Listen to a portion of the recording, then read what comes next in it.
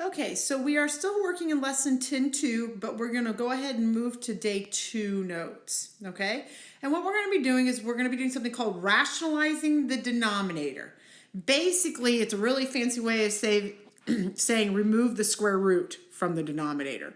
Okay, so we're going to remove the square root or radical, if you just want to say radical, from the denominator.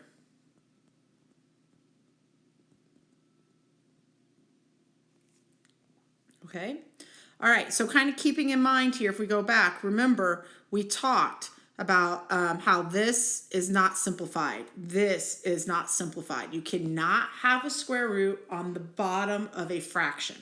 Top is good, but not the bottom. So when we look at this first example here, this is actually a review from back in chapter 1.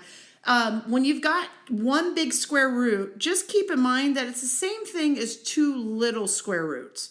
So it doesn't matter which way I write this. I can write it with one big guy or two little guys. It's all saying the same thing. Take the square root of 49 and take the square root of 4. So in this case, your answer is just going to be 7/2. Okay, square root at the top, square root at the bottom. When we go to this next one, though, we can't square root 10 and we can't square root 3. So now we've got to kind of start looking at, okay, we got a problem. Because this would be the same thing as if I had the square root of 10 over the square root of 3. And again, you cannot have a square root in the bottom. So when we're doing what's called rationalizing the denominator, we are going to multiply by whatever's on bottom. So in this case, it's radical 3. And whatever we do to one side of the fraction, we've got to do to the other. So I'm going to multiply both parts by radical 3. So now when I get this or do this, I end up with the square root of 30 on top, and on the bottom, the square root of 9. Again, I'm just using my multiplication rules. Multiply your insides, multiply your insides. There's no outsides in this case, okay?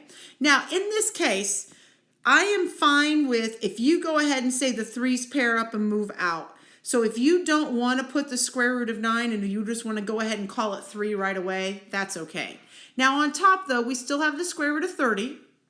And if I start breaking that down, think about 3 and 10, and then this would go to 2 and 5. Nothing's going to match up or pair up and move out. And so since nothing happens there, this is your answer. Okay, it's okay to have a fraction. It's okay to have the square root on top. We just can't have the square root on the bottom. Okay, next page here.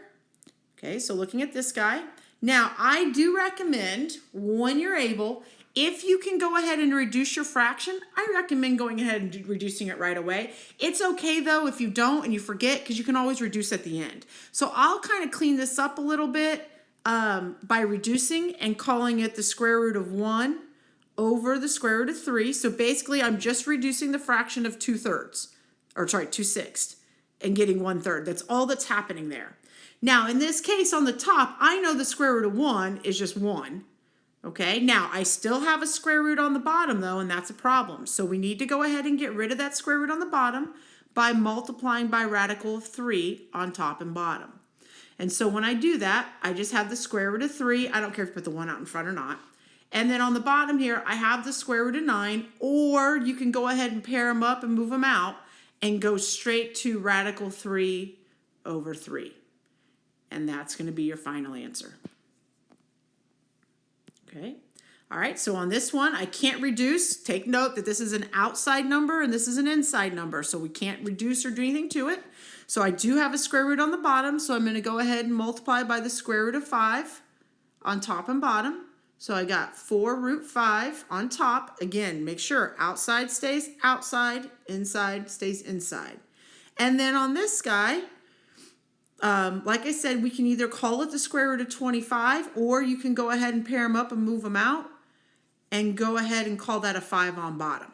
Okay, now on top, I still have 4√5, okay? And then you're always checking. Look at those outside numbers. Can I reduce 4/5? In this case, the answer is no.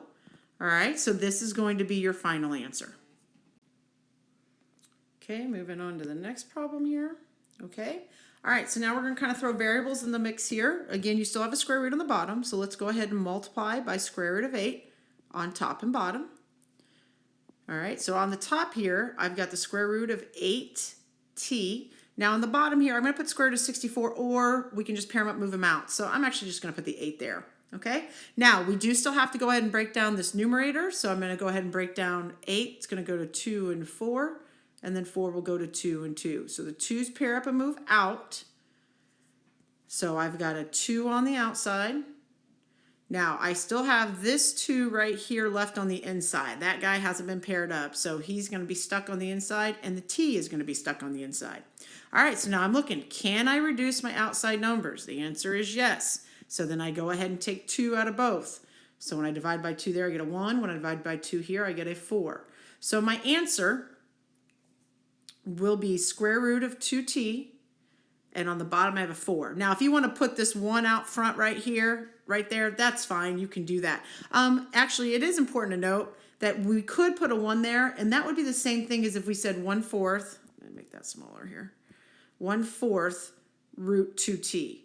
So guys, these are the same thing, okay? So just keep that in mind, that it doesn't matter if I have something like this or if I put that fraction together.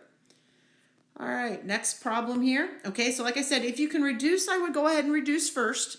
So I'm going to go ahead and take out 3 out of both. So I'm going to get a 3 here and a 4 here. My x's, I'm going to go ahead and reduce, and I'm going to have 3 x's up on top. And my y's, I'm going to reduce and get 4 y's on bottom. So as of right now, I've got a 3x to the 3rd on top. On the bottom, I've got the square root of 4y to the 4th. And then keep in mind that 2 little square roots is the same thing as 1 big square root, okay? Now, on the bottom here, I know that the square root of 4 is 2. And I know that y to the 4th, right, if there's 4 y's, I'm going to pair them up and move them out. I'm going to get y squared. So in this case, the radical just went away on its own. I square rooted this and got this. Now, on the top, we still have 3x to the 3rd. Okay, now while there's nothing I can do with this 3, x to the 3rd, I can do something to.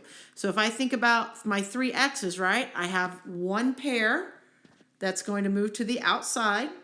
I still have a 3 on the inside, and then I have this poor little x left on the inside as well. On the bottom, I've got 2y squared, and that's going to be my final answer.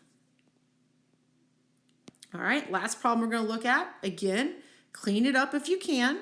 So I'm going to go ahead and call this 1 and 2. Now b to the 5th and b to the 6th, I have 1b left on bottom. So as of right now, I've got c to the 6th on top. If you want to put a 1 there in front, you can. On the bottom, I've got 2b. Okay, now, again, you can't have a square root in the bottom, so I'm going to go ahead and multiply the top and the bottom by 2b. Okay, again, rationalizing that denominator. So now these are going to pair up and move out. So I'm going to end up with 2b on the bottom. And on the top, I've got 2b and c to the 6th. Now, c to the 6th, I can do something with this guy right here. Okay, so I need to go ahead and break him up. And if I'm thinking c's, right, I got 1, 2, 3 pair.